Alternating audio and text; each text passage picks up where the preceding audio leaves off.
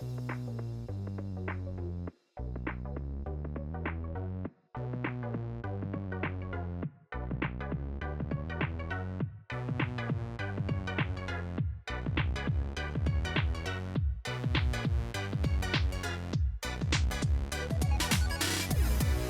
everybody, welcome back to the Boss Rush podcast. I almost said Boss Rush After Dark. Isn't that funny?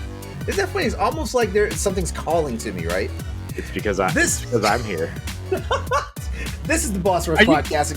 What? Huh? I was going to say, are you doing a power block? Because that's sometimes Sometimes it's every week.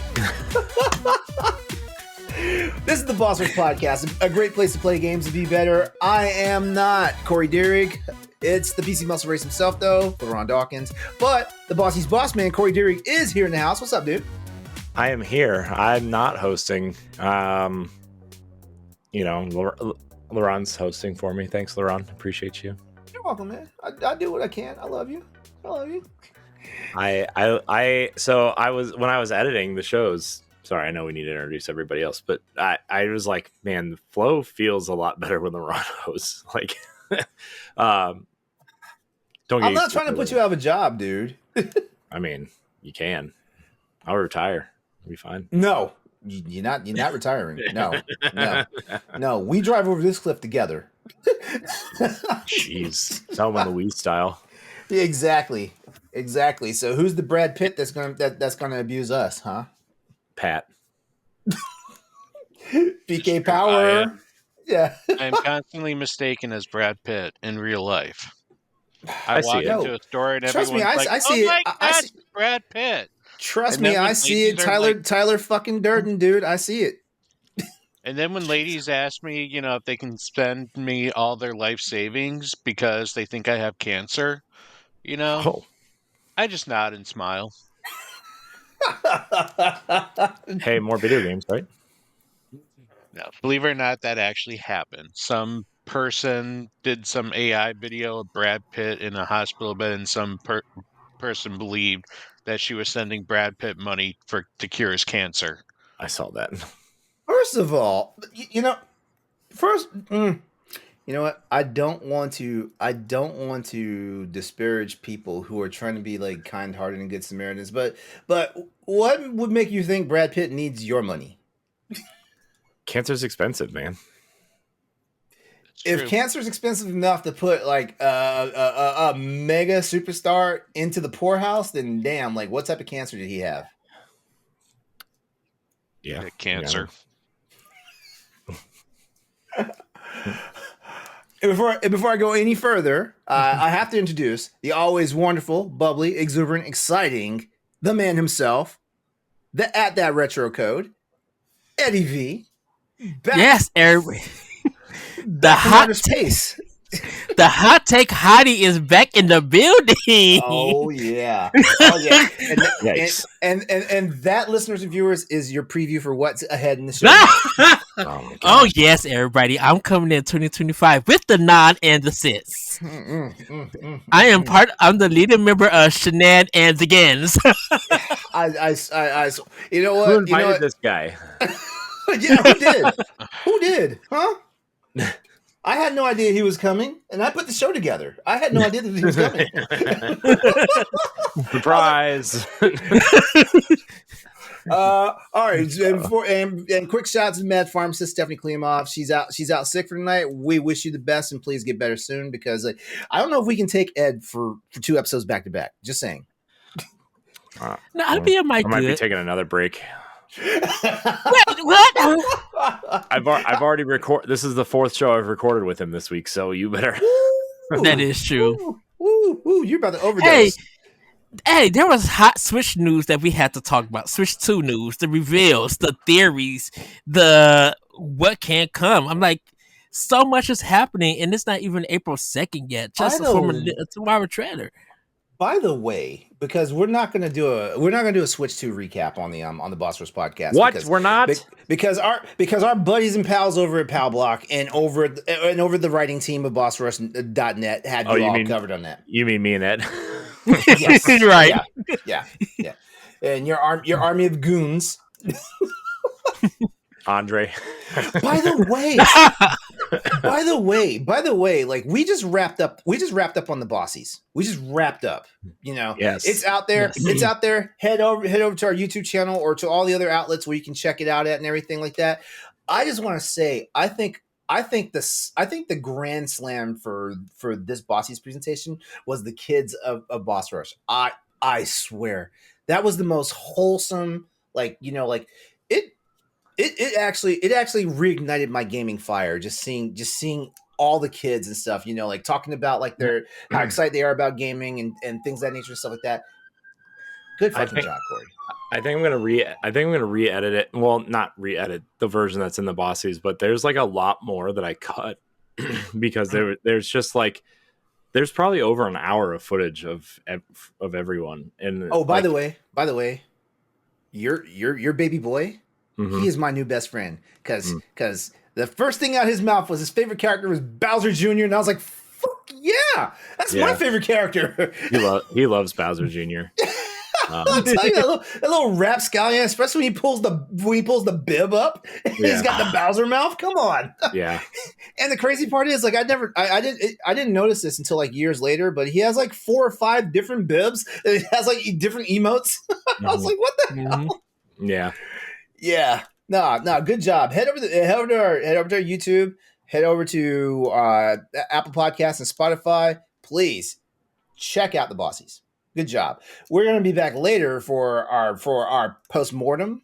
But for now, just go over there, check it out. Hit us up in the comments section. Let us know what you loved about it.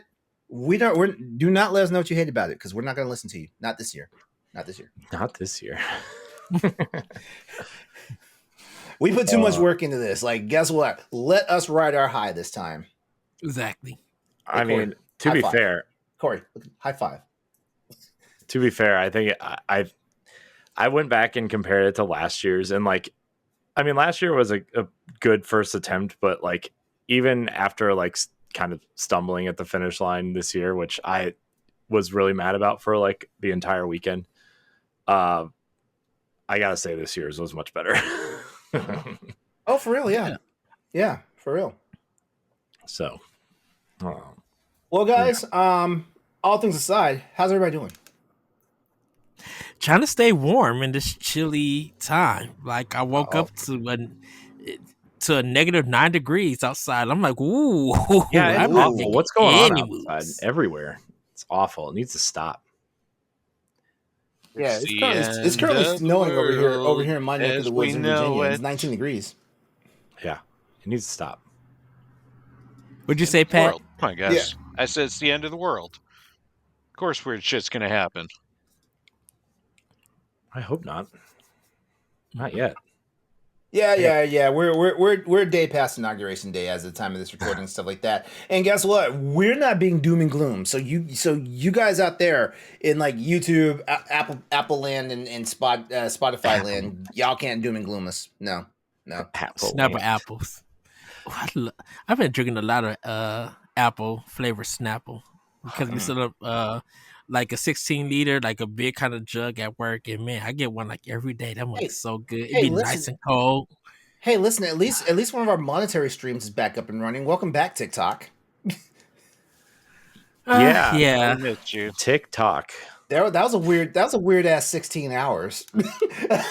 But so I guess the thing is that the stores can't carry the app, but if you still have it, you can still use it. I believe that is the thing.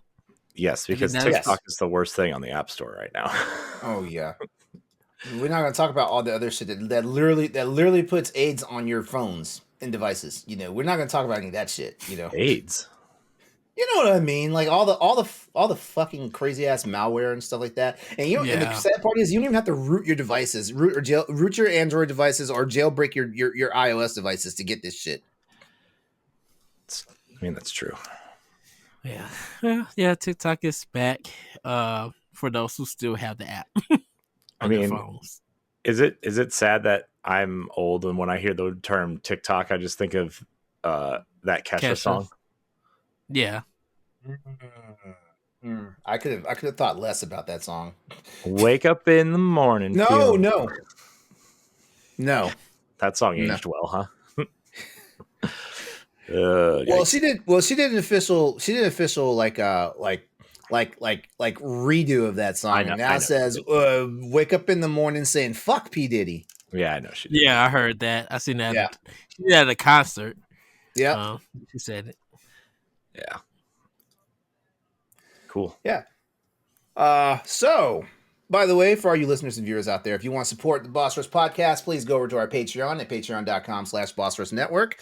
Subscribing to the tiers on our Patreon can grant you perks like the new exclusive content that we try to put out on a regular basis, early access to Boss Rush After Dark, which is coming back real soon here, and much more.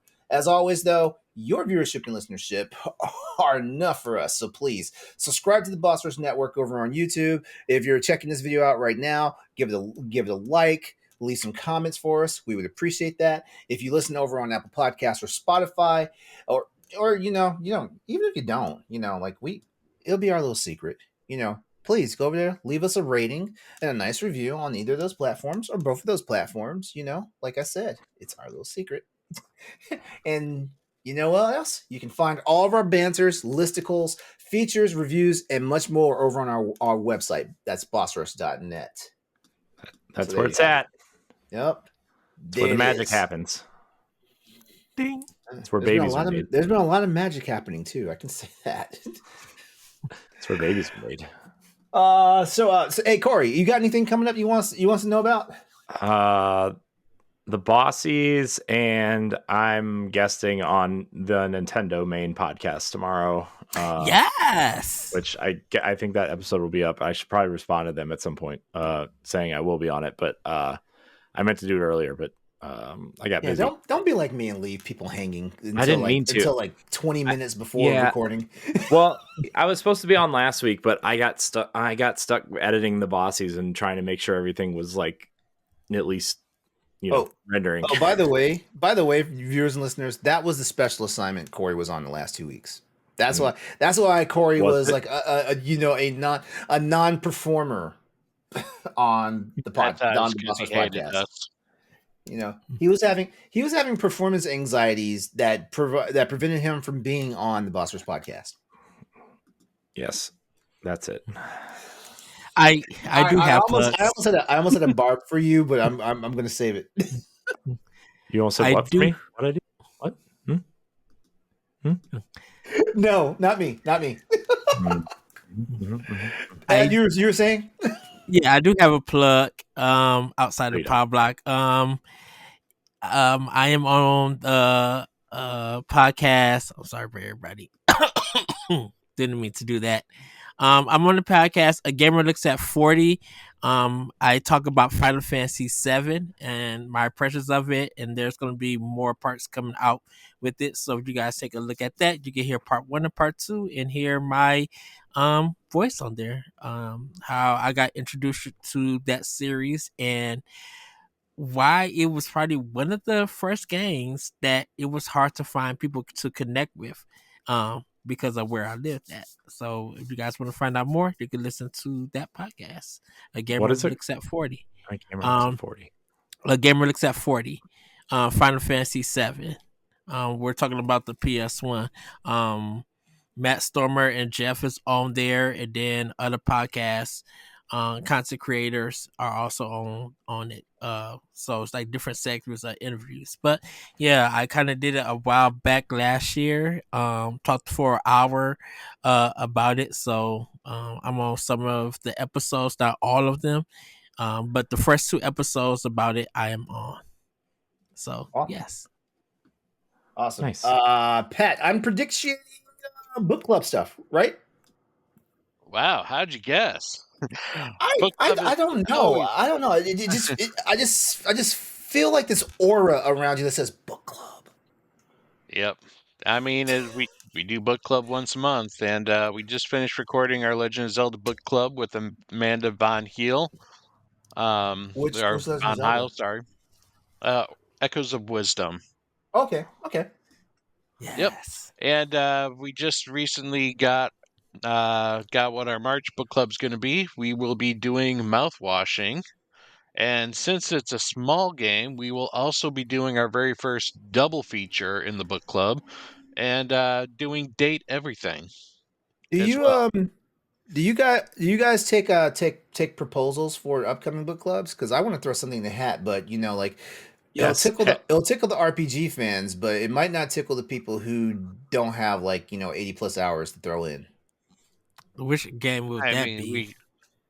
If I would like to throw in Final Fantasy Tactics War of the Lions, and if by some miracle it actually winds up getting voted in, I will be on the show with you guys. Pat, LeRon clearly doesn't read the group chat at the end of every month. yeah, Is it on there? it's all done on a vote.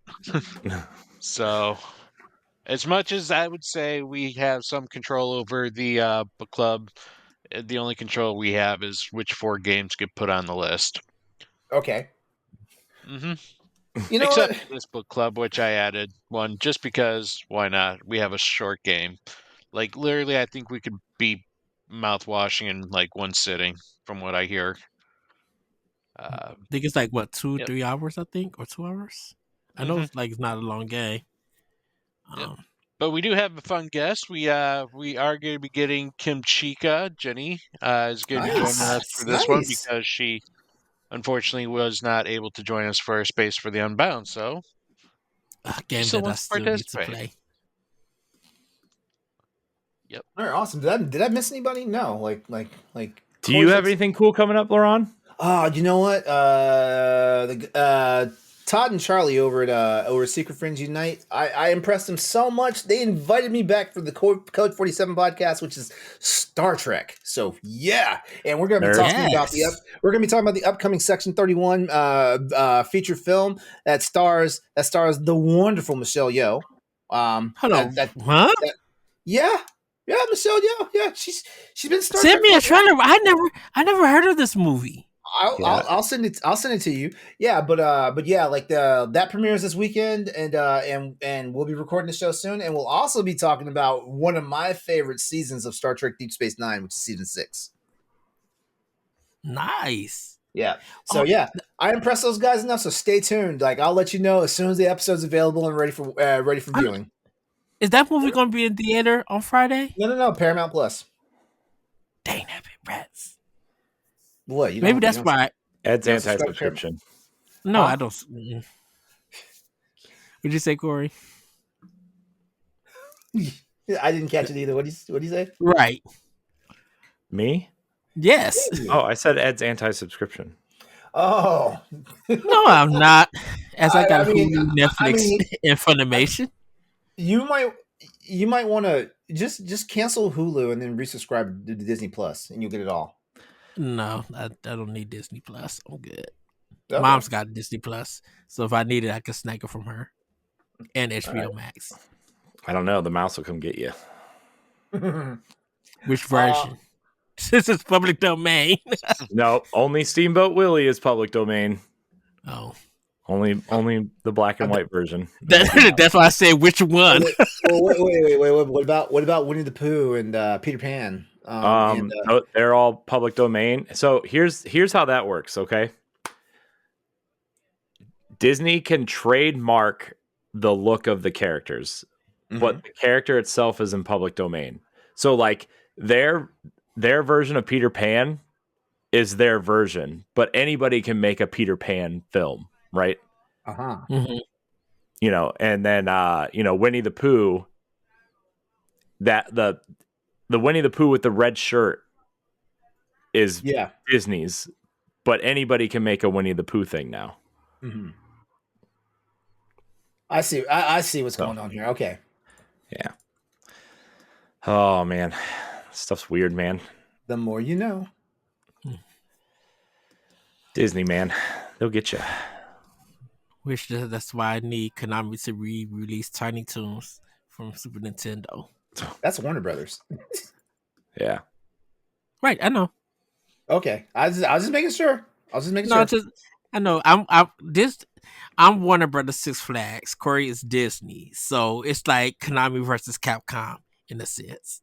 Got it. Because Capcom had all the Disney games, and Konami had all the Warner Brothers games, like Batman Returns to Super Nintendo, Then they had some other ones besides Ninja Turtles. Ninja Turtles, the best. We were talking about Biker Mice from Mars. That's Oh yeah, I love that show. Not the Well, video game. aren't they bringing it back at some point? Are they bringing it back? I don't know. LeRon, get me out of here. Help. I was gonna say we were talking about bringing stuff back. Like how long do you think it'll take for like?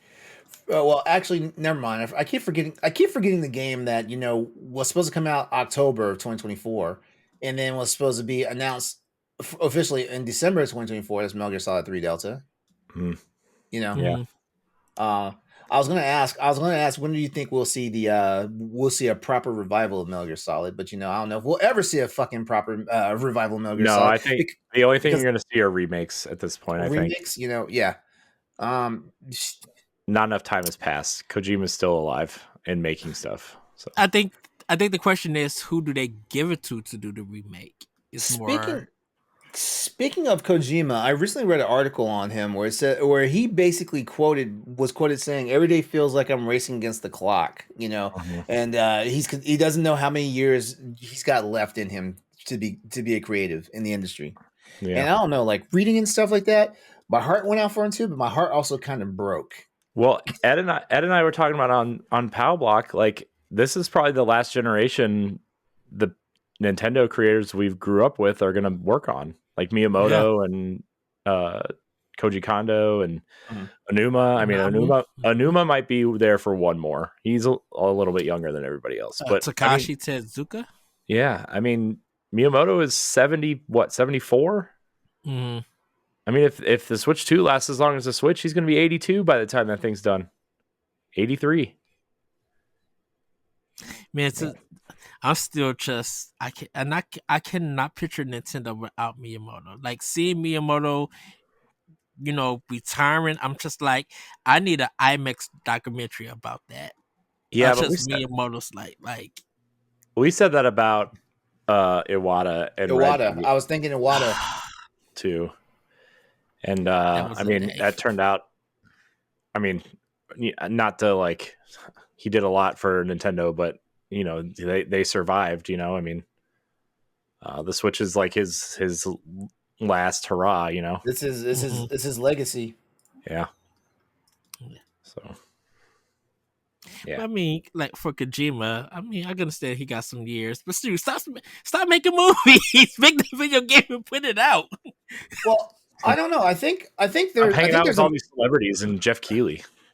Yeah. If he loses that one guy, I think the world would be a lot better place as far as his creative juices. Norman Reedus. Is that who you're talking about? What? Who's that one guy? Norman Reedus is making him all the money right now. Oh, right. Well, who's he losing? What do you mean? Jeff Keighley. Oh. Okay, I'm caught up now. Sorry, a little slow today. Jeff Keighley gives him free advertising. I feel like this should be like a no whammy come out for Corey. A what? The whammies. No whammy, no whammy, no whammy. Then a whammy come out from Pressure of Luck. That's hilarious. I'm gonna give you a whammy backside of my hand. Well, fellas, I'm not going to respond. I'll text you about that later. I don't. Please don't. Now, boys, play nice. Put the swords away. All right, so we've got a couple of topics to get into tonight over here at the Boss Rush Podcast. Please remember, every now and then we put the call out for like questions, topics of interest and stuff like that. So like check us out. We're on the places you communicate with us at, whether that be on social media or on Discord or whatnot, or just slide into someone's DMs. Corey's, not mine. The last time I opened my DMs for you guys, like I got some really weird stuff. And you kept it all. Yeah. I mean, come on, man. Like there are some premium feet pics. Come on. I know your password for that secret file. Look, if y'all gonna be sending these feet pics, I'm gonna need y'all to get some lotion and get the good kind of lotion. Stop sending these raggedy pics of feet with ash on them, regardless of buff your nails too and trim the hairs. Yeah, if you're gonna send some cute feet, Put some money, invest. What's happening right now? Get a pedicure like once a season. Get it out every week if you need to. Oh my god. Okay, see, some people don't have every week pedicure money, you know. Then everybody shouldn't be doing everyday feet pics to send out. Ed, you have something you want to share with us, Ed? Something happened to you recently? No, I just everybody talk about feet pics and how it's such a thing, and I be like, I bet y'all don't invest no money to have like some good feet pics. Nails don't be looking good. Who's investing money for like professional photos? Like you hire a photographer? No, I'm talking about taking care of their actual feet if they're gonna send them.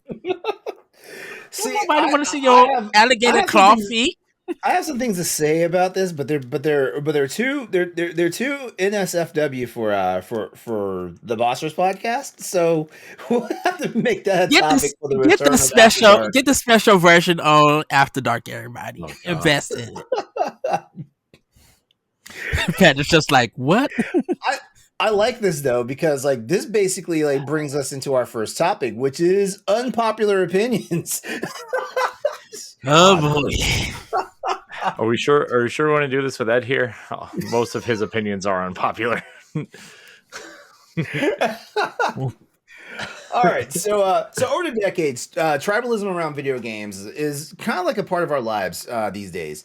Whether it's the console war mentality or just fans in general just being fucking toxic. You know, it's important to remember that games are not real life. They are a part of our lives, but games are not real life. Yeah, you heard me. I said it.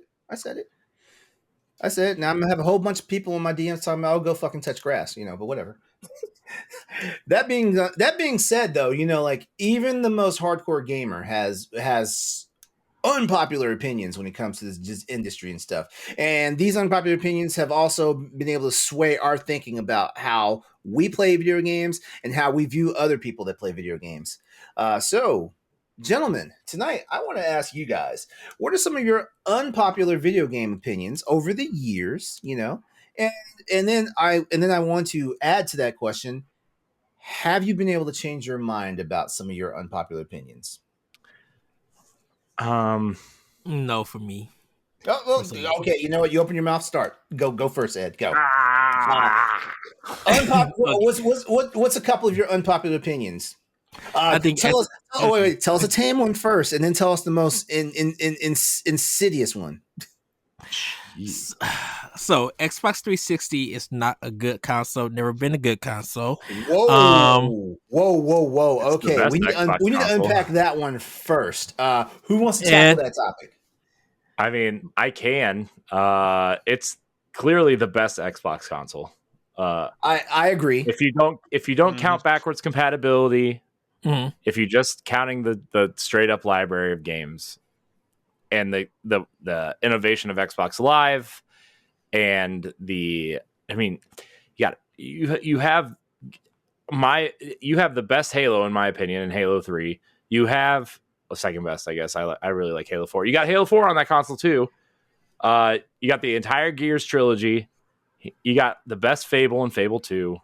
You know, you had Mass Effect, which was an exclusive for a while. You got BioShock, which was an exclusive for a while, which I have my own opinions on BioShock, but I know it's, you know, I know what it did for storytelling and the industry and all that kind of stuff at the time, right? And I think Xbox really changed the way we think about online gaming in particular. And, you know, I think the games were very clearly, you know, up until... You know, I would say probably like Uncharted 2 is when Sony really started turning it around for the PlayStation 3, but like I think Xbox dominated that generation. I think it was no contest. So this is the thing about it. When I talk about Xbox 360, I never talk about the games. I always talk about the hardware. I think the hardware was actual garbage because it was such. I mean, people were spending $400 and it was breaking. You definitely had to get the warranty, and then there were stories of people they have to spend $400 more to get it fixed. They had to wrap a towel around it, and I really just felt like you can't get no enjoyment from a console that just kept breaking or Red Ring of Death when that came in. I think, and this is just a personal thing for me, when I had my PlayStation 3 Slim, I had the Blu-ray player, I had Sony's first party games, of course I had third party games and indies and stuff, but I kind of felt like my PlayStation 3 was more reliable as a console than the Xbox 360. I've played the Xbox 360 over my friend's house. I tried to play Gears of War 2 with the controller, and the controller wasn't all of that good. I just really felt like the Xbox 360 at that time wasn't for me. Now, Microsoft redeemed that with the Xbox One. I definitely will say that, but I just think the 360 generation, just their hardware, I feel like they didn't get it right until their last version of that system came out. Now, shout out to Xbox 3 shout them out for some of the definitely for like the Halo Xbox 360. That Oh one yeah, looked really good. Like the Halo I would 4 give it Xbox to 360 is amazing. I It's the would give best it console. to the console looking Xboxes just from look. I got a banter about that. The 10 best exclusive consoles, like limited editions. But I just thought the Xbox 360 generation for their hardware was actually just, I will say, questionable content, but no, this was straight garbage. And I think the PS3 was the better system during that time because to me personally, it was more reliable. I know the games and everything. I played a lot of their games on Xbox One. I thought the Xbox One definitely was more sleeker and more reliable as a console. But the 360, I was not going to invest any time or money into that system for the fear of breaking. I will And give you that the hardware was really bad, yeah. especially that launch console, right? I mean Mhm.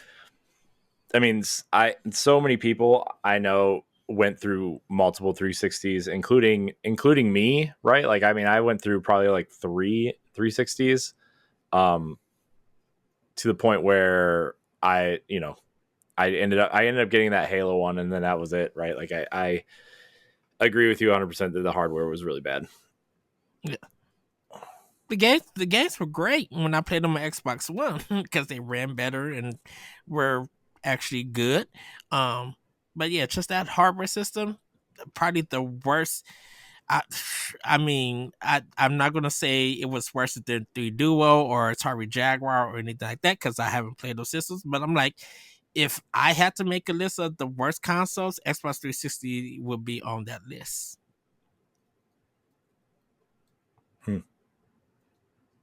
Nice. Pat, you want to go or do you want me to go? I don't know if I really have any unpopular opinions, to be perfectly honest. You I can't be mean, this wholesome. You can't. I mean, I would like. I know a lot of people consider like using walkthroughs as a form of cheating, and I personally don't believe that. Like, I Mhm. say, if you want to use a walkthrough to play your game, for me, I use it so I can get the most out of my game, rather than having to wander around and find those like little side quests that you have to do so many obscure things to do. To me, Mhm. that's not fun. So, my unpopular opinion: guides are not a form of cheating. Guides, Should people walkthroughs. use? I trust me. I can feel that because Jesus Christ. I want to say the very first guidebook I got was definitely for an RPG. I can't Secret remember of which one. Mana for me. It was a PS1 era like game. I want to say it might have been Wild Arms. And the sad part is because Wild Arms was a flawed game. I never even beat the game, but it's not even with the damn book. Well, it's better than Beyond and Beyond. Ooh, good way Ooh, back day. I played that game. Yeah. It's hard to That was defend the that first game. RPG. I will That's say, the Pat, that I think guides, like people still use guides to give like their trophies and achievements. I do. So I'm like, if you think that guides are not good because people use them to play games, then it should be for the same people who use them to get trophies and achievements. If you're gonna judge one, you got to judge all. That's true. And in all seriousness, if I'm in a trophy hunting phase, I'm probably going to find a guide. That's just me because like I don't have the same luxury and of time that I did back back when I was like a younger gamer and stuff like that. Like sometimes discovery for me like takes forever, whereas and that's just because of time. Hmm. Yeah.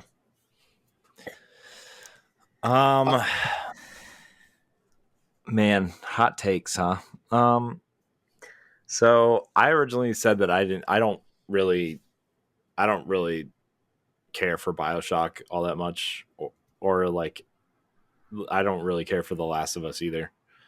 But though I don't know if that's because they're not good games or because of other reasons, but I tried to play BioShock 4 separate times and I just could not get into it.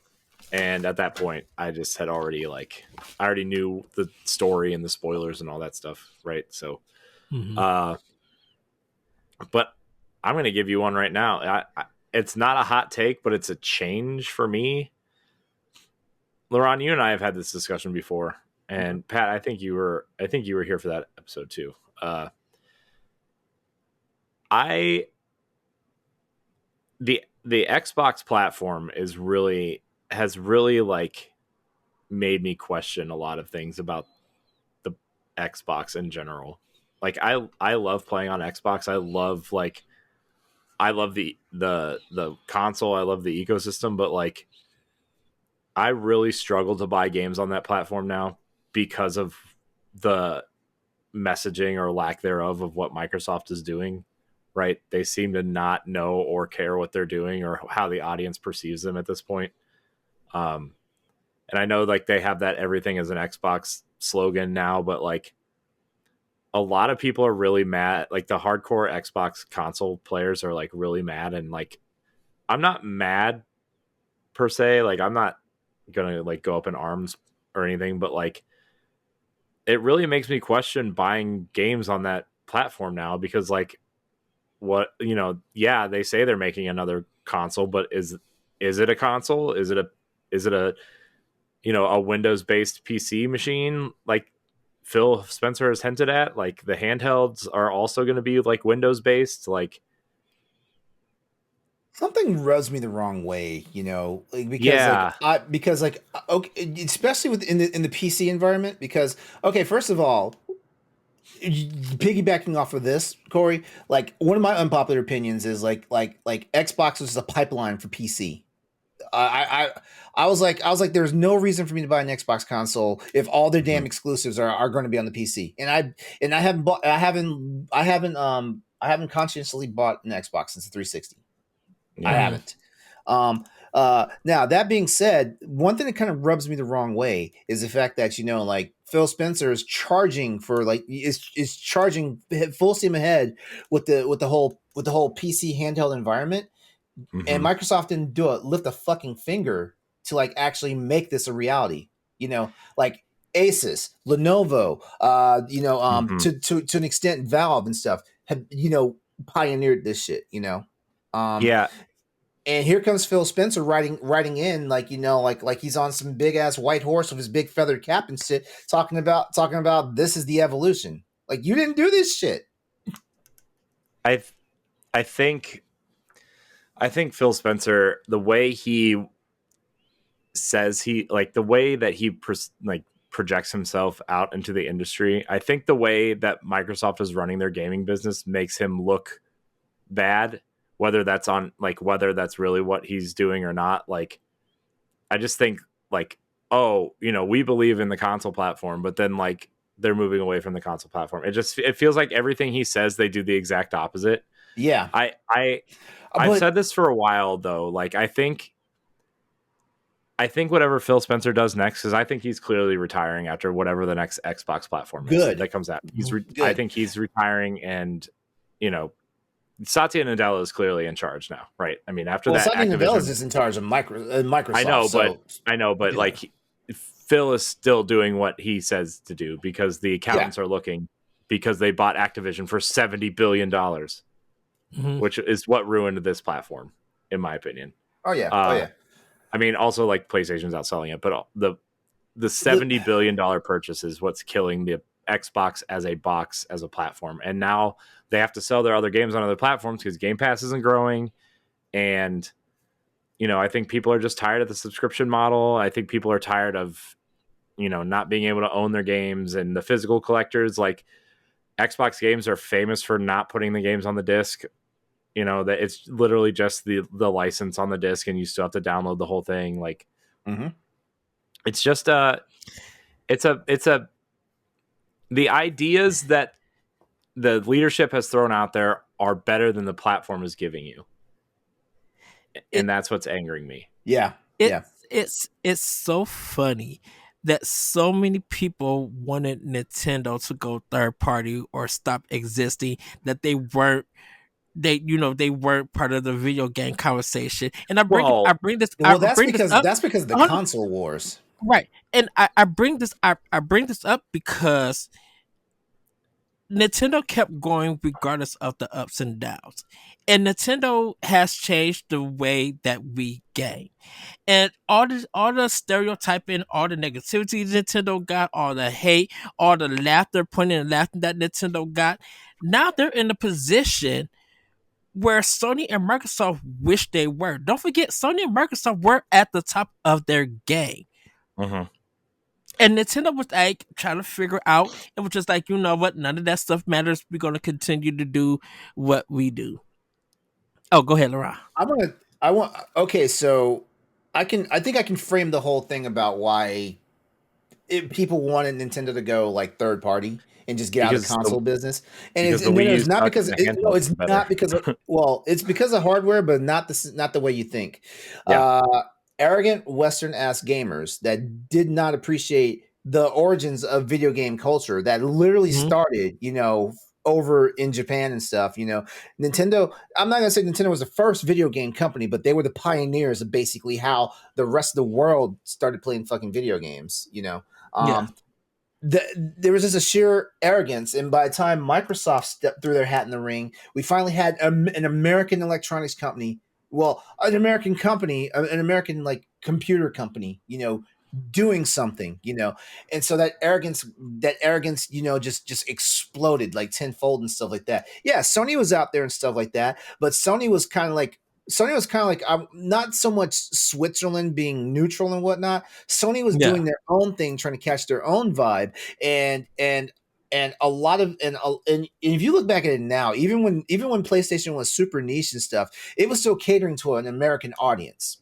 They had their Japanese games and stuff like that. They had that framework and stuff like that.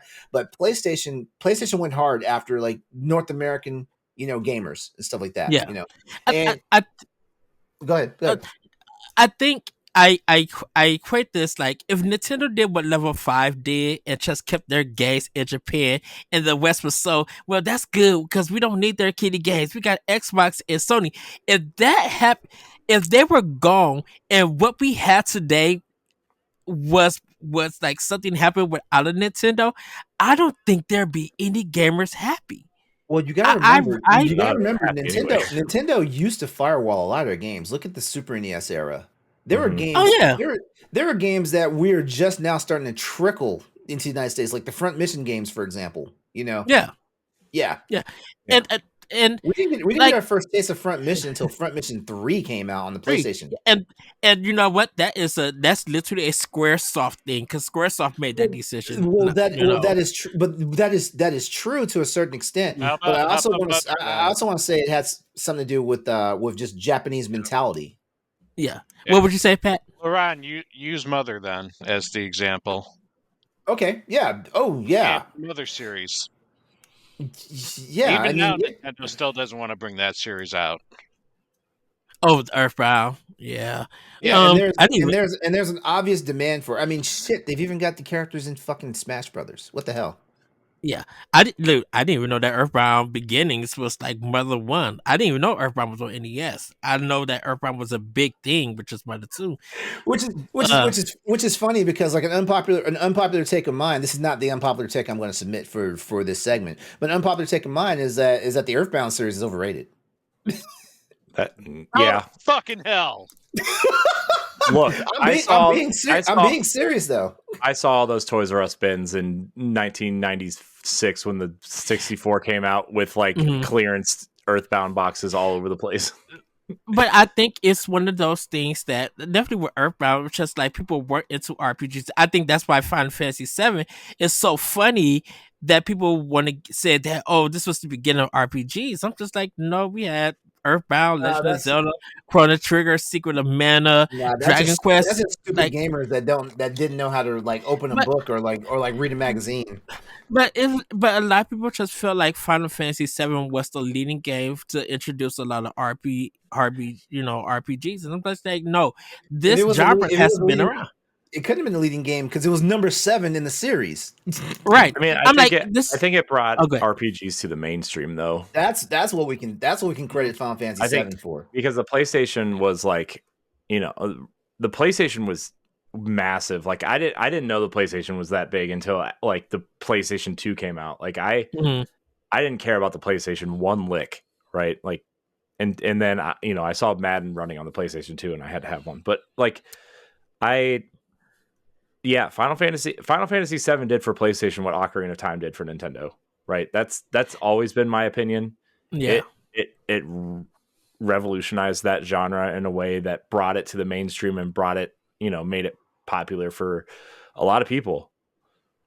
Yeah, I think with just like Microsoft, still trying to figure out their way out. I think the games people still could go out and get, but I think Game Pass has been such a huge hit for them that, like you said, Corey, it doesn't even matter the box. It matters about the service because the games can be like, hey, I can pay $20 for Ultimate and call it a day, and I get to play on Xbox or PC or cloud or whatever, and that's pretty much what Xbox care about. Now the fans, they could complain and everything, but you are the guys that are helping create what they do. If you don't go out and buy the games and stuff, that's up on you. You can't be mad at Xbox without supporting them.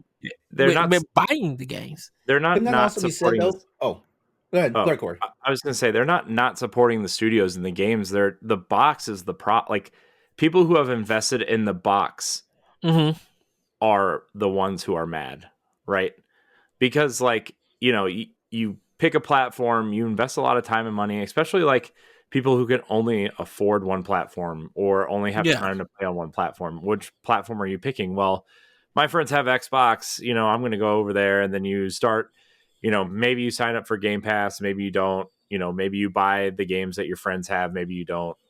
And like, I think they're, and also like the people who have invested since the Xbox 360 in digital games, right? Like, what's going to happen to your Xbox and Xbox 360 digital library when the boxes go away?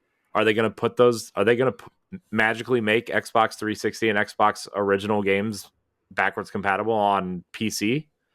I mean, I know a lot of them exist there anyway, but like, are you gonna like allow them to say, oh, you can transfer the license to the Microsoft Store version or whatever? I don't think so. They're going to make you pay for that again because they're gonna want money. Or they're going to put them all on Game Pass and say you can play them there. Yeah, that too. Like, the ultimate paywall subscription services. Which, for the first time in a long time, I was looking through the store on Xbox, and there were games that I wanted on my wish list on sale. And I was like, I'm not going to buy them here. I don't trust that this platform's going to exist in the next 5 to 10 years, I mean, it will, obviously, in some capacity, but like, I don't trust it. I just don't. Every game that I've seen on Game Pass, like I always buy the retail version. Mm-hmm. Like when Indiana Jones comes out to PlayStation or Switch 2, which is like a big rumor right now, like I'll buy it there. Like I know me. LeRon, I know me and Corey have been talking about like, what if Microsoft does the Sega and do like a third party thing where there's no more hardware and it's just third party for. I feel like they're doing that for now. all of their games. Well, I think Microsoft. I think Xbox is slowly turning into just Game Pass, the platform. I No. think the Xbox platform So is transmogrifying into They're just gonna Game Pass. so they're gonna I turn back think into Microsoft Game Studios is what's gonna happen, and then they're like the Oh, Xbox then we brand is come full circle. yeah. yeah. So the third party thing with Microsoft is just like I think you got to get as some actual third party from Xbox Game Studios. I don't count ZeniMax and I don't count Activision because they had already been third party, and so it's just continuing to do what they did before. You know, Bethesda had been putting stuff out normally for PC and then soon Xbox and then just everywhere. Before they were purchased for Well, yeah, ZeniMax. well, yeah, that's true. Activision was doing the same thing. So I think like, and I even Rare in a sense. Rare was an independent company before Nintendo bought them, but they were making like NES games and other games for other developers. I mean, other publishers stuff. So they were somewhat second slash third in a sense. But even though they, because like Killer Instinct and everything, that was a game that Rare made, but Midway and Nintendo published it.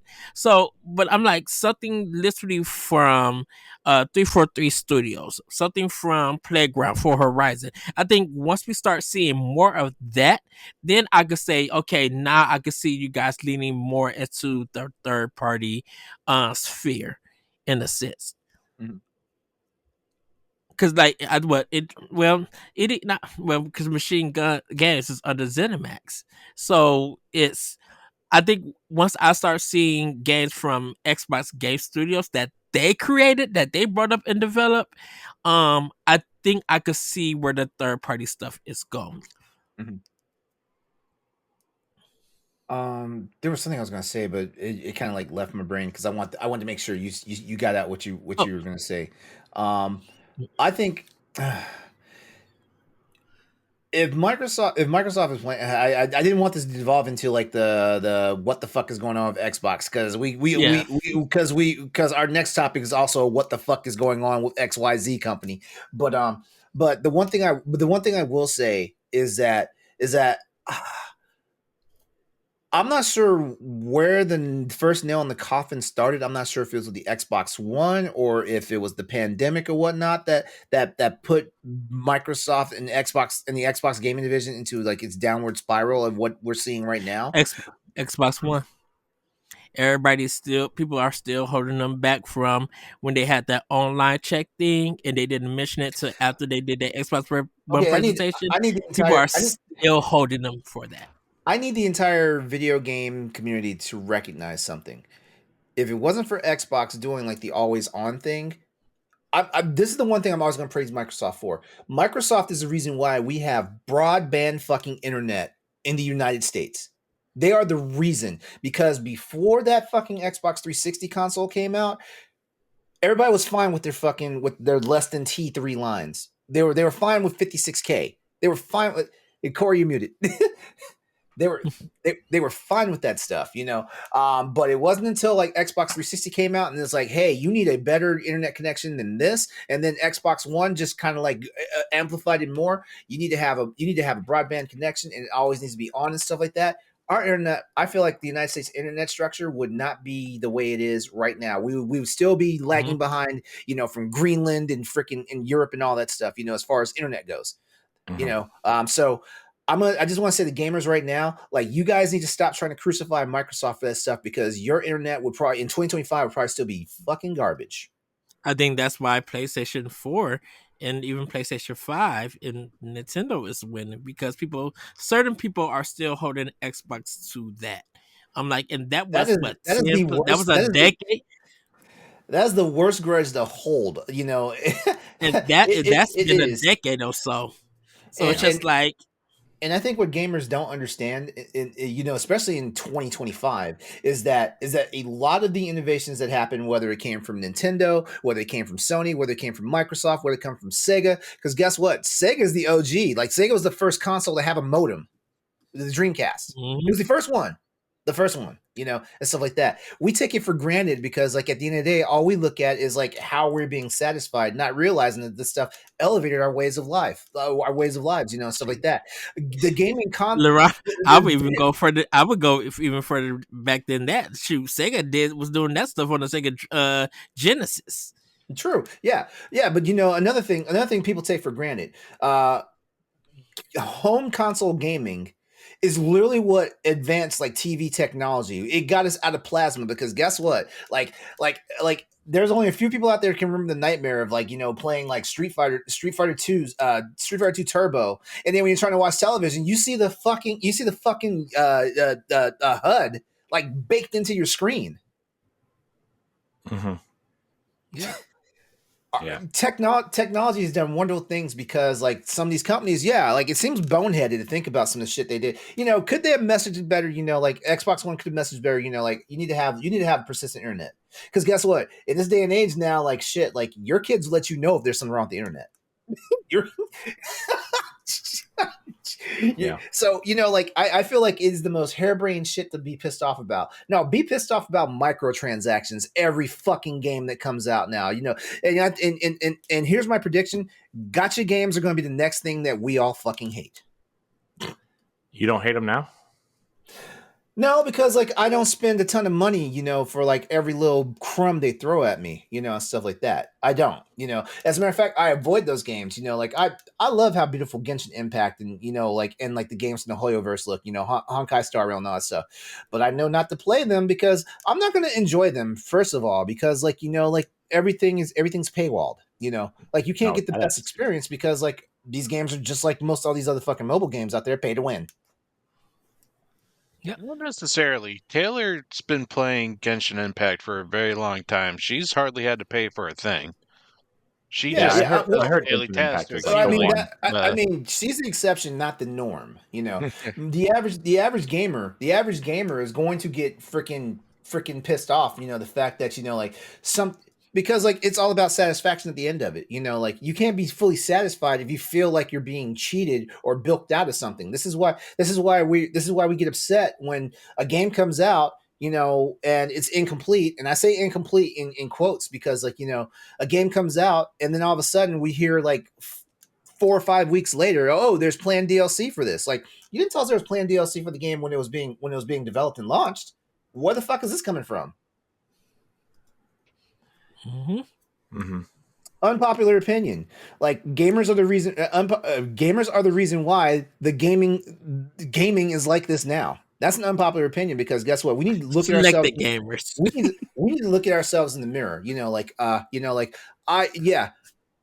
I ridicule Nintendo fans a lot for how the Switch got to the way it is and stuff like that. But I also have to ridicule PlayStation gamers for lapping up every little thing that Sony does, thinking is gold when like there's a possibility it could fail. In the same vein, I also ridicule Xbox gamers for putting all their faith and trust in like this one box, thinking it's going to be the end all be all and it's going to be the messiah of gaming. No, nobody's the messiah of gaming. None of these companies are.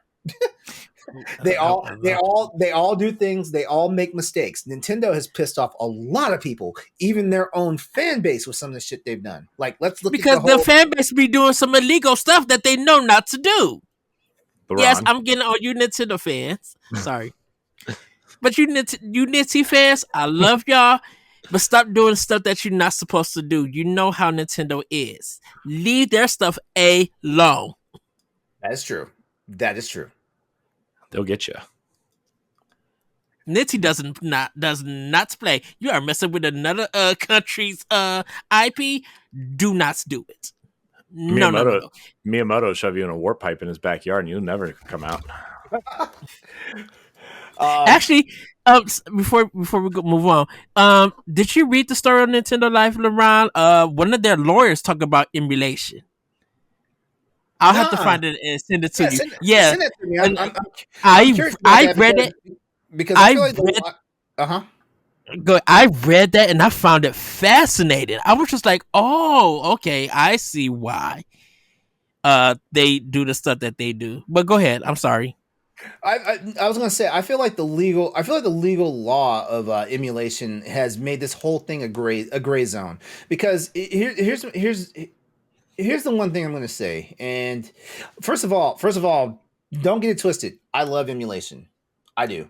I love emulation. I love emulation on two factors. One, as games preservation, and two, and two, and this is the biggest one right here.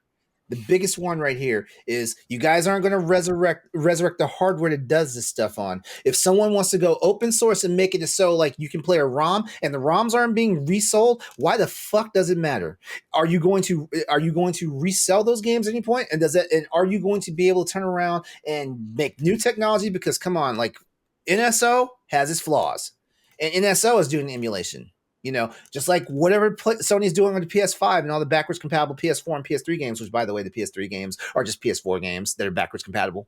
But I feel like the only ones that are getting the backwards compatibility shit right now is Microsoft and with Xbox. But I'm not sure what's happening. And then the company that needs it the least. That is true. That is true. Yeah. But like I feel like there's so much. I feel like there's so much that like emulation can do, especially for a company like Nintendo. Because like I was watching an interview on it was a one of what's the guy's name, Moonsault Slayer. He does commentary for fighting games, typically Tekken, Street Fighter 6, and some other ones. He was talking to a community. A community of gamers that basically made Tekken 3, the original PS1 game, made it online playable. It's the original code and everything. Technically, it is running emulations and it is running ROMs and stuff like that. But what's fascinating about the whole thing is that no PlayStation game on this planet was online playable. And they found a way to make not just an old ass PS1 game playable online using emulation, but it also has better netcode than every modern fucking fighting game, shooter. What's the category that Fortnite is? What's Battle Royale? Battle Royale. I was watching gameplay of Tekken 3 from the late 90s, playing on emulated PS1 software online with no lag and no need for rollback code. It was fucking eye-opening. And I'm like, we got multi-million-dollar companies like Bandai Namco, like Nintendo, like Square Enix, Sony, and they fumble their fucking online, and they have money hand over fist compared to people who just have a little bit of coding knowledge, and are on their rinky-dink ass fucking computers doing this shit. But yeah, we want to take someone to court because they were holding a LAN party, like tournament for Smash Brothers. I mean, hey, it's wild. By the way, I never got to my unpopular opinion, but here's an unpopular opinion. Stop forcing others to complete a game just because you finished it and you loved it. Don't do that shit. And I'm also guilty of that because like for every one person that's come back at me and said, "Oh, you didn't beat Horizon? Oh, motherfucker, you didn't beat Xenogears." What? You didn't beat Xenogears, so shut the hell up, or you didn't beat Zelda 2, Adventure Link. Or Link's Adventure, my bad. Adventure Link is a different game. But you know what I mean?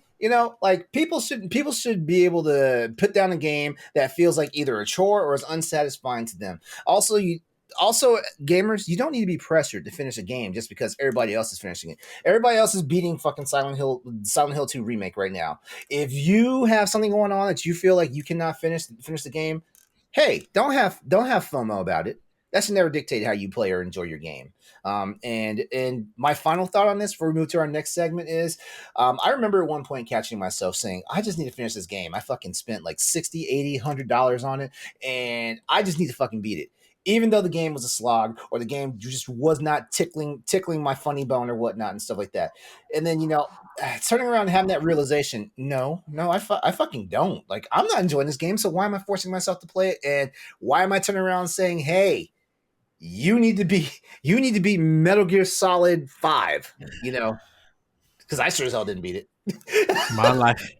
My life with Grand Theft Auto 5. Ooh, goodness. Yeah, I gotta say, like, it's been a long time since I don't think I've pressured anybody to play and beat a game since I started collaborating with Boss Rush. I don't think I have. I want maybe in the very beginning, especially when the Crossroads show was starting up.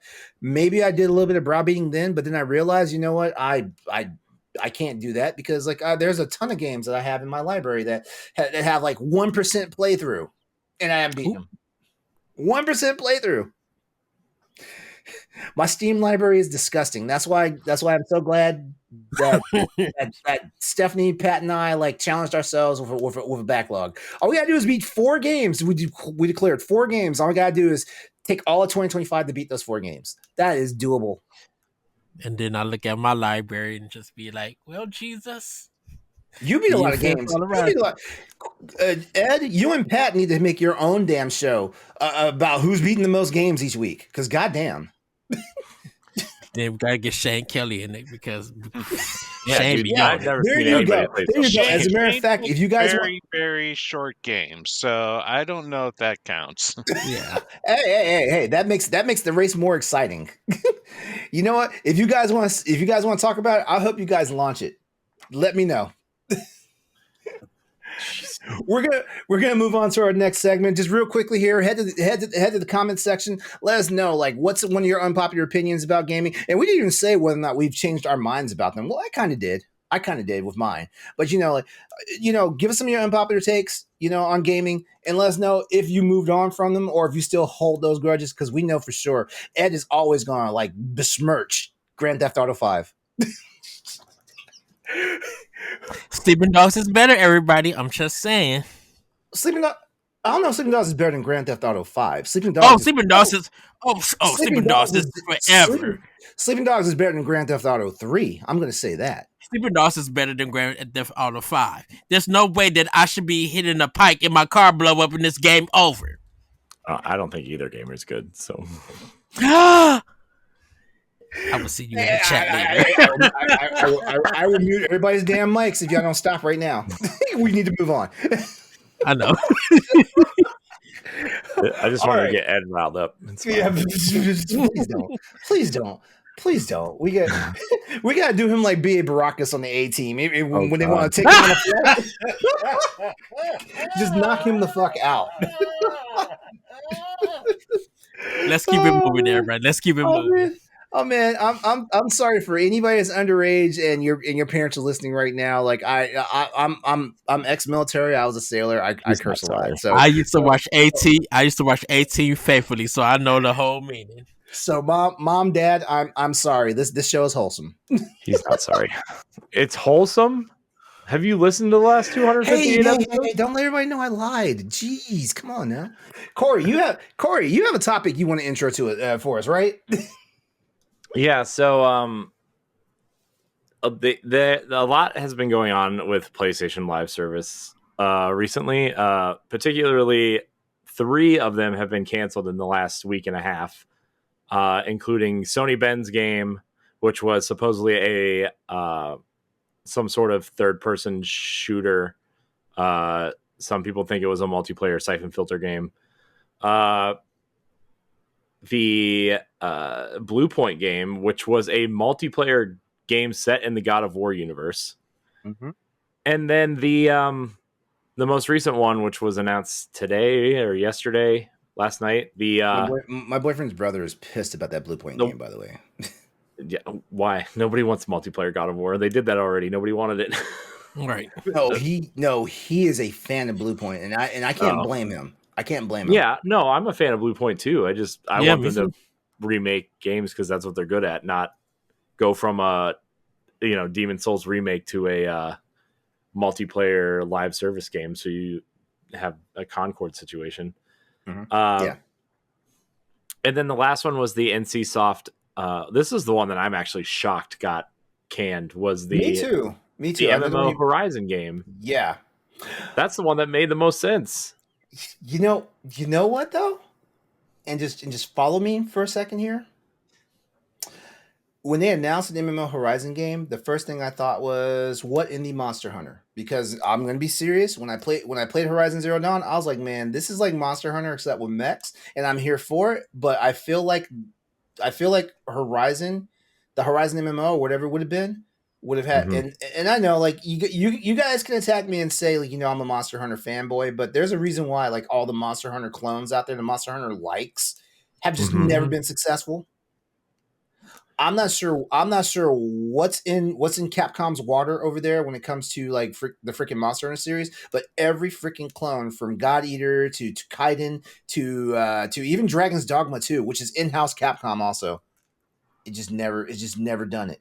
I just think it's the same reason why Fortnite is outliving all these other battle royales, right? It's Because wasn't PUBG the first one? Well, PUBG, yeah, but like Yeah. Fortnite is the one that everybody gravitated to, right? And like now it's the one. Like Apex is going through a down slump right now. What's the other kind of, Overwatch is kind of meh. Like it's the game. Like and so Monster Hunter is the game, and maybe you just don't. I mean, even what was that EA one that came out a couple years ago? Something Apex Hearts, Legends, Wild Hearts. Wild Hearts. The Wild Hearts, yeah. I still got that game. I need to start it. Wild Hearts is just bad. Dauntless was good until they whatever the fuck they did with Dauntless 2.0. So I just think Monster Hunter is like, and also like the way that Monster Hunter Worlds kind of not revitalized because that's the wrong word, but like brought it mainstream and made it, the biggest thing that there ever was. It streamlined it because Monster Hunter 4 was the most successful Monster Hunter game, period. Yeah. And that's including Monster Hunter Freedom Unite. Yeah. That was 3DS, right? Monster Hunter 4 was that Monster was Hunter 4 3DS. Ultimate with 3DS. Yeah, Freedom Unite was PSP. Okay, yeah. Me and Corey talked about that because Monster Hunter 4 and 3DS got everybody a lot more people into the Monster Hunter series, just like Fire Emblem Awakening got into the Fire Emblem series. Mm-hmm. And both were like on 3DS. Yeah. Yeah. Actually, I want to say the GBA Fire Emblem. I knew about Fire Emblem, but the first one that came out on the GBA was the one that got me hooked in Fire Emblem. But then again, I'm probably biased because I love tactical RPGs. Yeah. No, Fire Emblem Awakening was going to be the very last Fire Emblem if it didn't do good. Mm-hmm. Like that series was on its deathbed. Yeah. Yeah, because it was like hardened, the permadeath thing. People just couldn't handle it. Then when they changed it, gave it a strong story with characters. Awakening made people awake to that series. And then Koei Tecmo came in with Fire Emblem 3 Houses and changed the whole thing. Now Wait, Koei Tecmo? No. Yeah, Koei Tecmo. Yeah, Koei Tecmo developed. They developed. Koei Tecmo did development on Fire Emblem 3 Houses. Okay, I'm not gonna argue with Mr. Palblock. I'm not. But I swear 3 Houses was fucking amazing, and that's another game I haven't beaten. Yeah, right, and then when Intelligent Systems went back and did Engage, that's like Engage took a step back because they didn't incorporate anything that. I remember you saying that, Corey, a while back. Back when you were trying to play it. Yeah, I went back like probably 6 months ago and tried to play it again. I was like, I don't know. 3 Houses is great. So much better. Yeah, both games got great soundtracks, though. I will say that. Yeah. We need Shez DLC for 3 Houses. That's all I'm saying. I need that so much. It's funny. I was having a conversation about like this whole thing going on in Sony, and like everything from Concord to even some of the failings of Destiny 2 with and Bungie and stuff like that. But definitely like this news hitting about like the MMO for Horizon and stuff like that. I do ask the question, what's going on Sony's live service game situation? I'm not sure if I can pinpoint it. A lot of people like to blame Jim Ryan for these decisions and stuff like that. Jim Ryan is only one factor of this because Jim Ryan still had to listen to what Sony corporate said overall. Yeah. Plus, you know who the co-CEO is now, who was head of PlayStation First Party and greenlit a lot of it? Hiroki Herman Holst. Who? Herman Holst. Herman Holst, yeah. Mm-hmm. That's the next guy that's going to fall on the sword. I guarantee you. That's the next guy's going to fall on the sword. And Herman Holst is really just trying to get games out there into the masses and stuff like that. So I equate Sony's live service to Call of Duty on Xbox 360. That's how. Mhm. That's what I equate this because Call of Duty on Amazing. 360 and Call of Duty Modern Warfare 4 or Modern Yeah. Warfare, that kind of jumped off the Call of Duty series and first person shooters becoming way more popular than it used to be. And so live services when like I think live service wouldn't be considered as Destiny, right? That's games as a service. I mean, that's Um, the same thing. It's the same that's the thing. same thing. Live Okay, service games so and games as a service are the same thing. Live so services is the way to make it sound nice now. nice. Yeah. Because Okay, games as a so service has a stigma now. so when Destiny came out and Destiny became popular over time, not when it first came out, but over time, it showed how people it showed gamers this is going to kind of be the future of gaming for multiplayer. And now when there have been so much success with Destiny, so much success with not Overwatch. Yeah, Overwatch was pretty Overwatch. successful. Like it became such a big thing. So if you know these games are selling, these games are making money, we need to get to a genre or a product that's going to make us money. So Sony thinking like third party was doing back on the 360 days and PS3 days with multiplayer games. I mean, multiplayer games for first person shooters, we want to jump on that bandwagon. But now they're seeing that it's not paying off. Yeah, Fortnite is successful, but that had to take something else. That had to take in somebody else's idea and make it their own. Because don't forget, Fortnite wasn't what what it is now. This was a building game. It wasn't that way. Yeah, But they it's took the idea. pioneering it. They took the idea of PUBG. It worked. The formula fit for their game, and it became popular and stayed popular that way. So I You think know how that battle royale came to be, right? Like they were testing out some features for Unreal Engine 4 at the time. PUBG was, because they weren't like the first on it, but there were some features on there that they were testing out to see if like basically like population on a map, right? Was one of the features they were testing out. And they needed help fixing some of the third person shooting mechanics. And so Epic went in and built like a shooting game out of the Fortnite assets. And they're like, oh, this really works. We should, try this. And then they like started programming like a battle royale similar to PUBG. And then it ended up just becoming that. And like PUBG I think they actually tried to sue them at one point. I remember that. But they like couldn't afford to. Because it was going to cost so much money. I'll be honest with you because like I remember trying both of those out, both Fortnite and PUBG, like when they were like brand new and like in develop, like in alpha phase, and I was like, man, PUBG is like the blandest shit, like Fortnite was fun. Fortnite was fun. Fortnite was where it was at. Of course, like after enough games getting my ass shot off and stuff like that, I was like, okay, fuck this game. Well, yeah, yeah. So I think. Oh, go ahead, Corey. Oh, I was gonna say I was tired of people building like castles around me while I was just trying to figure out where they were. That too. Yeah, that building system was insane, and shout out to your nephew, in the Bossies where he was talking about Fortnite 1.0. Like, yeah, dude, I've never seen someone build so fast in my life. I'm sitting there watching him, like his fingers are like when Neo dodges bullets in the Matrix, like all over the place. I'm like, oh my gosh, this is why I don't like Fortnite. He was bayoneting it or Devil May Cry in it, just doing combos. He was something in.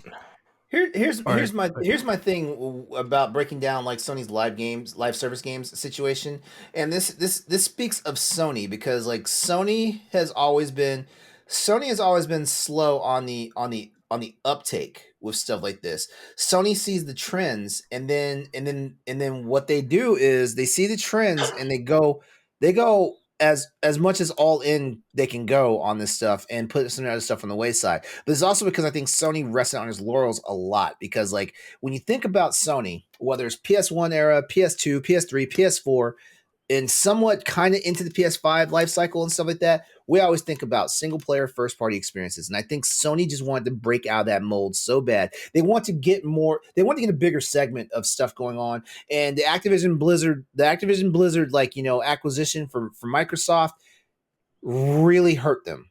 Hurt them. Because I mean, look at all the time and energy they spent in trying to get the FCC to shoot it down and stuff like that. They were basically, and everybody be dumb to think that Sony was not making a lot of money off of sales of Call of Duty, and stuff like that. You'd be blind and stupid to think they weren't making a lot of money off that, back when it was multi-platform. It technically still is multi-platform now, but it's multi-platform with a different scheme now and stuff like that. It's because it switched. It switched at that time when Xbox One was coming out, and they lost like the Call of Duty exclusives because everybody was getting PlayStation 4. Activision went with Sony to get the exclusives. So in order to counter that, okay, so Microsoft bought Activision, but then they bought Bungie. That was the reason why all of this acquisition stuff was becoming kind of a problem for both companies in a sense. And so now that and now that we got this live service stuff, and you mentioned single player with Sony. Even with Sony, they had selected single player games because yes, they had some great single player games, but that single player game had to come from Naughty Dog. It had to come from who did Infamous? Sucker Punch. And that's pretty much it. Now Guerrilla Games, because nobody really was into Killzone when Guerrilla Games brought that up. But then Horizon comes out. Killzone was a big deal.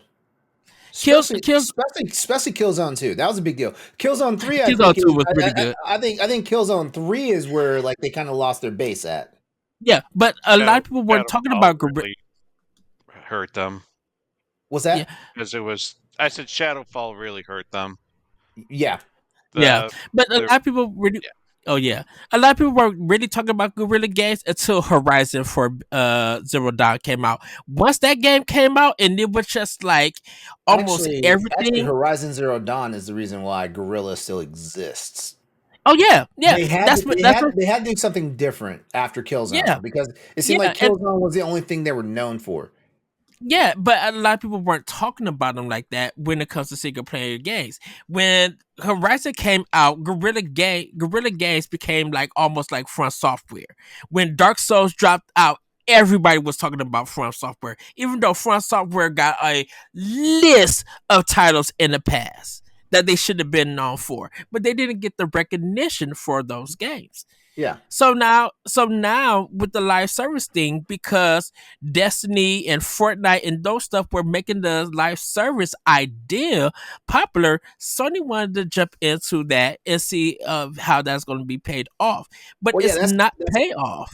Yeah, well, that's where I was kind of going when I was like, Sony wanted to break out of some of that notoriety that was all about the single player, first player experiences. Because let's be honest with you, with ourselves right now. Like, if we look back at like the whole console wars thing, what was the one thing that was always being touted about Xbox? Xbox had all the multiplayer games, multiplayer games, and anybody that knows anything about business knows the more people that are continuously playing your product, that's where the money's at.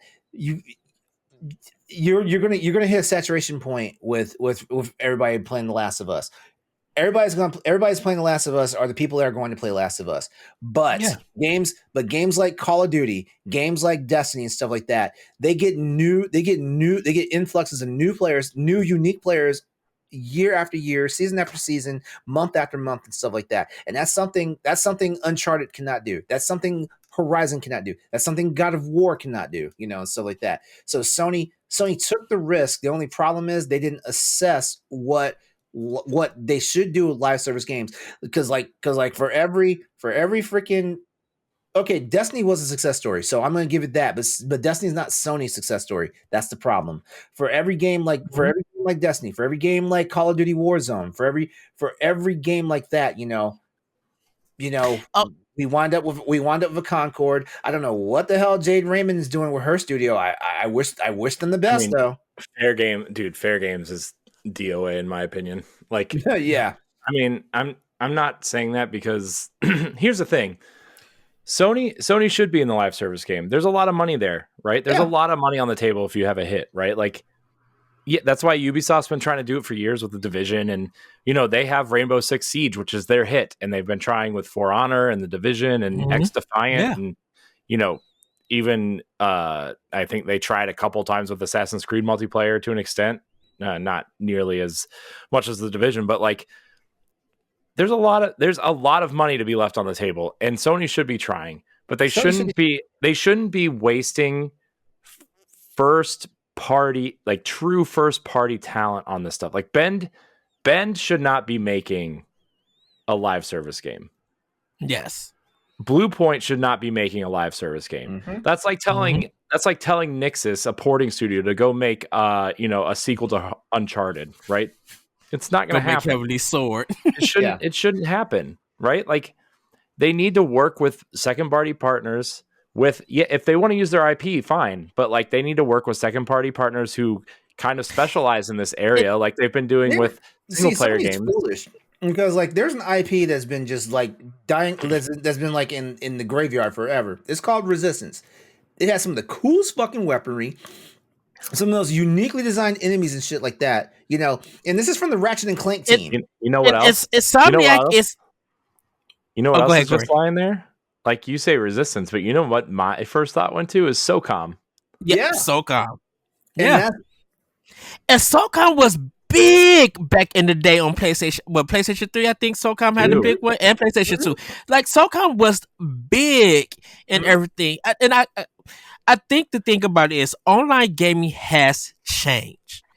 And they are not, yes, we do have selected titles. Look, and I'm bringing into the end to this because you cannot deny Splatoon. Splatoon was getting laughed at, but look at the success Splatoon has had. Look at how many copycats of that. Like, Square Enix should be ashamed of themselves for making Foam Stars. They said it was a huge inspiration. I'm like, I think everybody can see that. Yeah. And that too may have its ups and downs and everything, and with this maps and online and everything. But I'm like, you get some really great matches while playing it and while watching it. And so and Nintendo just like, look, we have some DLC. If you guys want to buy it, it's right here. But most of everything that we added is free. So for a live service online kind of game for Nintendo, it's Splatoon. That series is doing well. People cannot wait for the next one probably to come out, and they're going to end up enjoying it and have fun with it, whatever. But online gaming literally has changed. Not everybody could do a live service, because the thing about it is there is some, I think sometimes with live service, there's some paint by number things, and nothing is evolving in that genre. Because everything will be like, oh, you copying this, you took this, and you took that. Okay, it got this idea, and it's just like it's not growing in a sense. That's you bring up a good point there, Ed, because like for an example, look at the Division, right? They took a lot of elements from Destiny, right? Like in terms of like, oh, your gear kind of levels up with you, or you get better gear. You have legendary gear, exotic gear, whatever. But guess what? It doesn't work in a military style shooter. That kind of like I can't say this assault rifle is different from this assault rifle when it's named the exact same thing and it has the same exact attachments, right? It's just a different level for the sake of having a level, right? Like, to me, that's the kind of stuff that doesn't work as well as I think they wanted it to.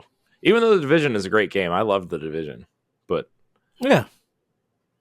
And I enjoyed the Division for its campaign. Its campaign stuff is really good. Everything else, I'm just like, it's a washing machine game, pretty much. And I think that's how I incorporate sometimes the live service. It's just a washing machine game. A genre. It's wash, rinse, and repeat. Wash, rinse, dry, repeat. And until something new happens with it, you having 6 or 3 other studios doing the same thing, everybody's gonna be like, okay, you're making this genre oversaturated. There's nothing new in this game. It can look beautiful and play good, but you're not doing anything new. So guess what I'm gonna do? I'm gonna go back and play Mario Kart 9 or whatever. Oh, they added Double Dash. Oh, they got cars from Microsoft blessed them with some Forza Horizon made cars. I'm going to do something like that. And then on Nintendo, they could change Nintendo could literally change the live service system and add something completely different, and we would be like, "What the world are they doing? Okay, why is this working? Okay, now why is Microsoft, Sony, Bungie, whoever trying to take this idea?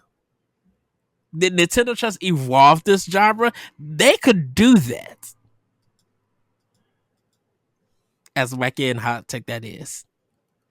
Oh, no, that's not a hot take at all. As a matter of fact, almost everything you said in that I respect, because the one thing I'm going to say that I feel like, because it was actually, you must have been reading my mind when I was thinking this, because I was going to say the companies aren't taking enough chances. They want to just rinse and repeat all the shit that's happening before, and that's cool to a certain part, but nostalgia is only going to get you so far, nostalgia and familiarity. You got to take a risk every now and then, like hell, make one of these risks a AA game and not a AAA game, and you might actually get a return on investment,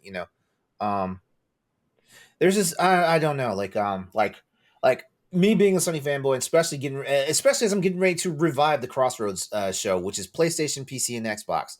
It kind of breaks my heart that that Sony has its own like growing pains, just like Xbox has its own growing pains. I know you and Josh are Xbox casuals, must be ripping y'all's hair out.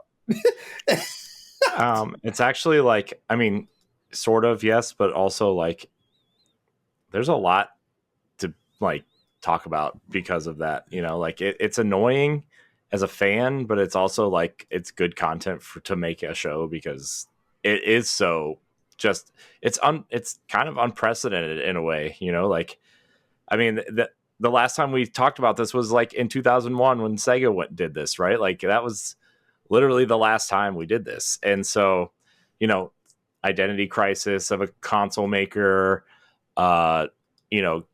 seeing instead of seeing Sonic on a Nintendo platform, we see Master Chief and Marcus Phoenix on a PlayStation, which is crazy. Like,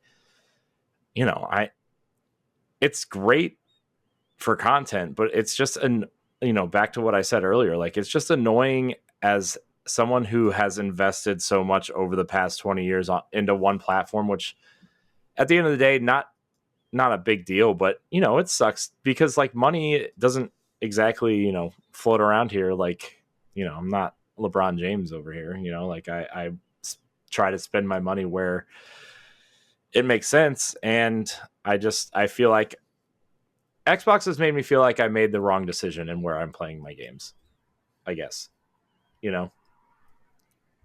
So well, anyways. then it puts you in a situation if Xbox is not the place to go and Sony's not the place to go, then it's right back to who started all of this. Well, going to be Nintendo. I think I mean Sony's PlayStation is clearly going to become the default like 4K gaming console, right? It's clearly going to be the default console to go to. The Switch and the Switch 2 are going to be the complementary consoles, and then the super hardcore are going to be playing on PC, right? Like LeRon and stuff. Like that's what's going to happen, and Xbox is going to become one of the biggest third-party publishers ever, So everybody just get a Neo Geo and have fun with that. Jesus Christ. Any like Pat, you have any last words on this?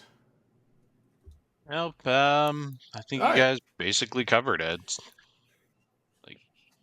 They all just right, needed. so we want to thank you all for like listening to that like PlayStation live game service theory. If you have any thoughts that you want to put into the live stream out here, please head over to our comment section. Let us know what you're thinking. We're not experts here. We just see the things going on in the places we love, the gaming community and stuff like that, and we just weigh in on it and stuff like that. We are not developers or insiders. We don't know what the hell is going on, but we just. Oh, go ahead. Oh, before we go, if everybody want a good example of how live service change. Look at Titanfall and Titanfall 2. Just look at those two How did games I know? because How did I know you were going to? Because you love Titanfall. I I think Titanfall is a good example on how if a live service game doesn't work or does okay, how a sequel with a strong campaign, amazing first party, amazing first person shooter, even though it got ignored from a lot of people, I think that's the thing that people want to see Sony does to get away from that live service and go back to what you've been known for with a good single player and some good multiplayer, and we're good with that. Titanfall 1 and Titanfall 2 would be a good example of this conversation. Yeah. The last thing I want to say too, I know we're going to wrap up, but the last thing I want to say too is like Sony and Microsoft and Nintendo to a lesser extent have the benefit of being platform holders, so the other games that all the other games are basically free money for them, right? Like 30% rip off of every game is money for them. And so they can afford to take these risks the way that a company like Ubisoft maybe clearly can't because of that situation. But I think Ubisoft has their own damn problems. I do feel bad for Firewalk, and I I feel like in about a year I'm gonna say I feel bad for Jade Raymond again, and all these other. It feels like that's the history right now, right? Yeah. Well, it's funny. The last game she shipped was what was it? Assassin's Creed Black Flag was the last game she shipped. And she has credits on Blacklist, Splinter Cell Blacklist. Those were the last two games she shipped. Those are 360 games. Because after she left that, she went to Google and was over there for 4 years and didn't put out a game. And now she's been at Haven, She got that Google money, though. Yeah. Ooh. Yeah, she got that Google money. She probably wiped Nintendo her ass hundreds Benjamins. I could just Nintendo should have snatched Firewalk and merged it with Retro and be like Metroid Prime 5 if 4 does good. Ooh, a Metroid Prime 5 for them on Switch 2. Naughtiness, but I would love it. What just happened? I know, right? Sorry. I know, right? I was talking about Brown Benjis, and you're over here talking about Metroid Prime 4. Which that's probably going to be the last game I get for the Switch. Well, I think it's the last game everyone's getting for the Switch. No, because they're still going to pump out. They're going to pump out shovelware games on the Switch while they're promoting the Switch too. But that's the last real purchase I'm going to make for the Switch. You think they're going to put out those Metroid Prime remasters, LeRon? I would want them to. I also want that fucking Wind Waker and Twilight Princess fucking remake. Don't we all? Rub it in. I don't understand. If they're looking for more money, they could have already had it. Oh, Nitty would get them coins. Don't worry, LeRon. They will. Okay. You know what? It's my dollar that matters because the last real Switch game I bought recently was Brothership. All you gotta do is, hey, satisfy me or I'll satisfy myself, Nintendo. Oh, Jesus. That doesn't mean levy a lawsuit at me. I'm just saying, satisfy me or I'll say I have a gaming PC. I have two ROG allies. Samus's arm cannon's looking real different for LeRon now. I just got my drink. That's all I got. Pat's like, I just want to go to bed. Yeah, a little bit. All right. Well, we're gonna go ahead. We're gonna go ahead and roll into what we've been playing, and then we're gonna go ahead and get everybody off the Tata land. So hey, Corey, what you been playing this past? Well, you've been playing the Bossies this past 2 weeks, haven't you? Yeah, I mean, I played a little bit of Donkey Kong, the old new Donkey Kong game. Is it worth it? Yeah, I like it. I personally think it's the best Donkey Kong game. I really like it, but I also played it on Wii and 3DS. I really got it to cover it for PAL Block. But it's good. It's good. It looks really nice. It's clean. It's the controls feel good. It's Donkey Kong. It feels good. If you like Tropical Freeze, you should probably get this. And then I also played Roller Coaster Tycoon Classic. Yes. In Disney Dreamlight Valley, completed my Star Path, LeRon. Are you done with this game yet? No, I just bought the. No. He hasn't even finished the campaign yet. 7 days and 12 hours worth of time into it, LeRon. Hey, it is what it is because I'm still playing Monster Hunter World Iceborne. That's right, because they're the exact same game. 38 days until until the release of Wilds, and I am almost done with my second character. I'm in the end game now, so all I've got to do now is just start augmenting stuff. I'm trying to teach boys like Andre and stuff like what to do and stuff like that, so he's not blindsided when Wilds comes out. And I'm still recruiting more people. So like, hey, like right now for the next for 4 more days.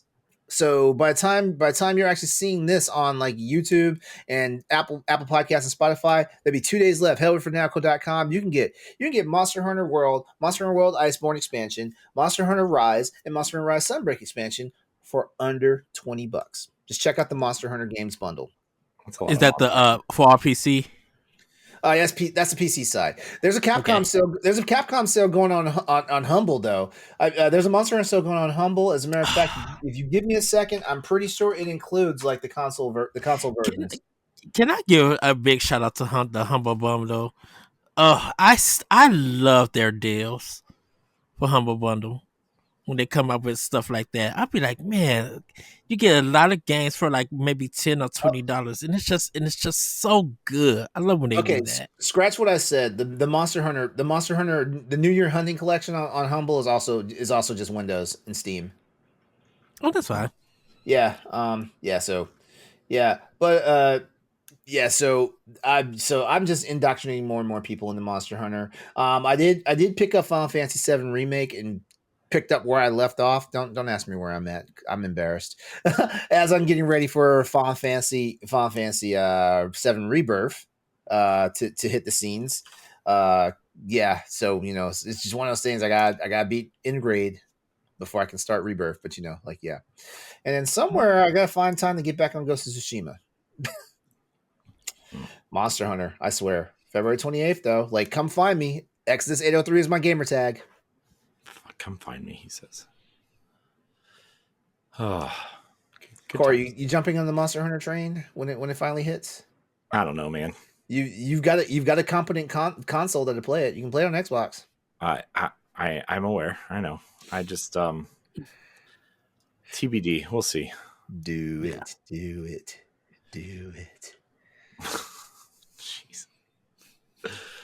Oh my gosh. Pat, what you got going on? Well, I picked up the 3 major releases over the last week. Like Corey, I played Donkey Kong Country Returns, and I also have to agree that I think it's worth it. Nintendo, like, they do a quality remaster, and I swear, like, the colors are just popping in this game.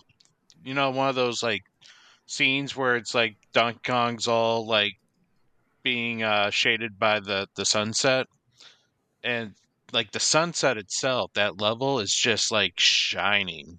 I don't know, so it's really beautiful. So I really feel Nintendo puts a lot of work into these HD remasters that do kind of make it worth it. But the game I wanted to talk about tonight was Dynasty Warriors Origin.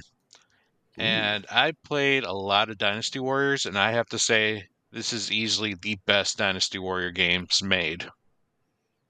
Like, they decided to take the whole Three Kingdom story and kind of add their own little story to it now. You play as a fictional character known as the Wanderer, who is kind of he's like typical Japanese like story trope. He has amnesia, so he doesn't know what he's doing. He just knows that he's drawn to chaos and has to quell it.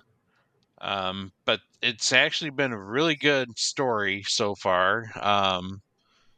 And the battles themselves are very, very fun. They added a lot of new elements to this game, such as these grand scale battles now, where like the enemy could have like its own massive army that like your massive army is also fighting, and you have to take care of objectives to kind of like whittle the army down and make it like disband and cause the enemy to completely lose morale. Another thing I like is that this game, they essentially turned this game into an action RPG now. It has got the overworld RPG style map, where you kind of move from town to town, and then you can, or battlefield, and then you click into it and you go into that town or battlefield or whatever. Um, and it's got a very awesome leveling system where to level up your character, you have to become proficient with weapons. So it encourages you to try out all 9 different weapons that the game is, eventually offers you.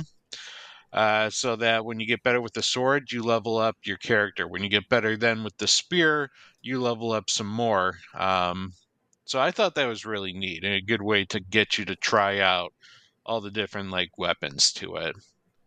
Uh, but yeah, it's been a great game. From what I understand, the person that actually did the Three Houses storyline is also did the storyline for this Dynasty Warriors. So there's a little bit of a pedigree here to make it like a lot more personal than just kind of retelling the same story over and over again. Nice. But yeah, I really like it. I say if you ever wanted to try a Dynasty Warrior game and beat like the living crap out of over thousands of people, this is the perfect game to start it at. You got a lot of good reviews. Hmm. When it came out, I was shocked. I'm like, oh, that's cool. A lot of 9s and 8s. Cool. No, it's been a while since Dynasty Warriors 9 came out, and I am glad that Koei, yeah, Koei Tecmo decided to just kind of like marinate a little bit and try to come up with something to make the game fresh and relevant. And I think they did it with this game. Like I said, this to me, this is easily the best Dynasty Warrior game I've played. And I've been playing them since like the PS2 era, which I think Nice. is where they kind of started. Yeah. Um, yeah. And finally, I also picked up Tales of the Graces F Remastered. It's the remaster of the PS3 game. And it's great to go back to kind of that old style Tales. Very similar to Tales of Symphonia, Tales of the Abyss, if you ever played those ones, in terms of the battle system. Um, the character right now, I just beat chapter 2. The story is a very war and political story, and at first I didn't really care too much about the main character, and I think now he kind of is understanding that his actions have consequences, and not many people are really happy with him. And so, it's been a fun romp right now with the Tales game. And yeah, that's kind of what I've been playing right now. How long has the Tales of Graces series been out? Like, I swear this was this back in PS1 era, or are we going back a little bit further, like Sega Saturn? It's going back This to one's Super Nintendo. Is it Super Nintendo? I couldn't remember if it originated the on Super original was NES. the Super Nintendo, I believe. Nintendo. Yeah, in Tales of Japan, and Fantasia then was yeah. Tales of yeah, Fantasia was a Super Nintendo game, and then you had Tales of Destiny, which was a PlayStation. This one was a PS3. I think it was the first PS3 Tales, because then I think yeah, they because had the Xillia trilogy or duology. because Tales of Symphonia kind of started everybody getting into the Tales on the GameCube. And I know Tales of Symphonia did get a PS3 version, and I think Tales of Graces F came after that. I'm not so sure on the timeline. The Switch version of Symphonia is the PlayStation 3 version, which is great. When the GameCube had 60 frames per second. We'll never understand. Yeah. It's fine. All right. Silence. I mean, we're just waiting on Ed to tell us what he's been playing. All right, everybody, Okay. strap in. Here we go. So, same Tales of the Graces F. I just started it today. I'm also going to be starting Donkey Kong Country Returns HD, because I'm in the process of writing the review for Blade Chimera. This is from Team Ladybug and published by Playism. They did Record of Lotus War, D-Lit, and Wonderland. So if you have played their games, this is like their third game from them. It's a Metroidvania. Really, really great game. It's more easier than Record of Lotus 4, I will say that. I think you would definitely enjoy it, LeRon. It's a sci-fi Metroidvania adventure.